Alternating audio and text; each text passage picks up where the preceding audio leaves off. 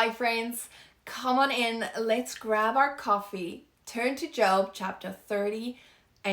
Oh my goodness. This is the moment that we have all been waiting for.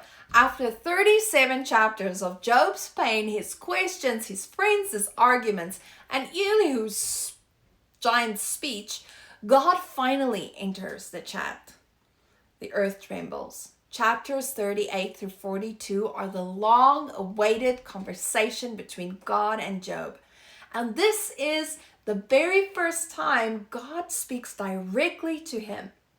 Right away, it blows up Job's earlier fear that God couldn't be approached or wouldn't bother to respond. God shows up in a whirlwind, no less, and he does answer. Just not the way that Job expected.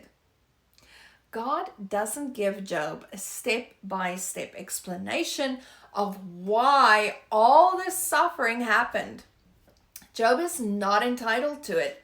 Instead, he asks a series of powerful rhetorical questions about the laws of nature. Where were you when I laid the earth's foundation? Tell me if you understand. Who marked off its dimensions? Surely you know. Who stretched a measuring line across it? On what were its footings set? Or laid its cornerstone while the morning stars sang together and all the angels shouted for joy? He keeps going. Who shut up the sea behind doors when it burst forth from the womb? Have you ever given borders to the morning or shown the dawn its place? Have you entered the storehouses of the snow or seen the storehouses of the hail? Question after question after question, God points to the vastness of creation, the precision of the stars, the power of the seas, the wildness of the animals. It's breathtaking. And the point is clear. If Job can't even grasp how God orders and sustains the natural world, how could he possibly understand the deeper moral order of the universe? How could he judge God's ways or demand full explanations? God is the highest standard of judgment. He rules over nature and over people with perfect wisdom and justice. We are called to submit to his authority, not to question it like we know better. His methods, his timing, his ruling of the earth, they are far beyond anything that we could ever wrap our minds around.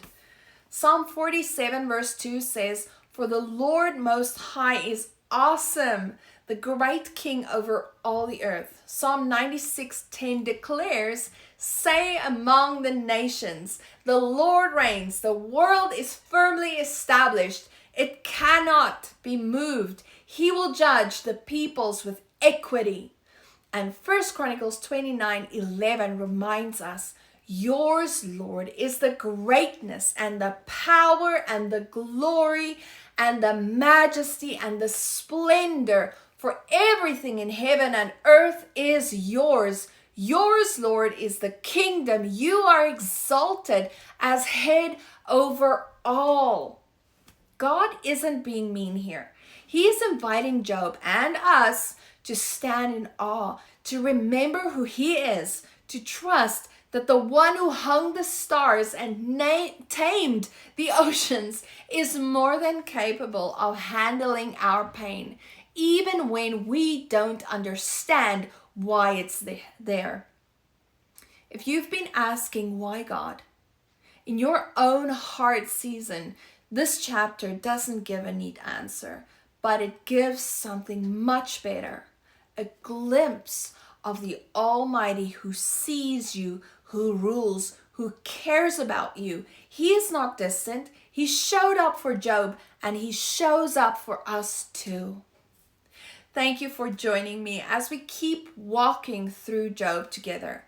If God's questions in this chapter stirred your heart to awe and trust today, would you please share this video with someone who might need the same reminder of how big and good our God is? God willing, I will see you tomorrow for more of this incredible conversation. Until then, stand in awe, submit to His loving rule, and know that you are deeply, deeply loved. Shalom, shalom.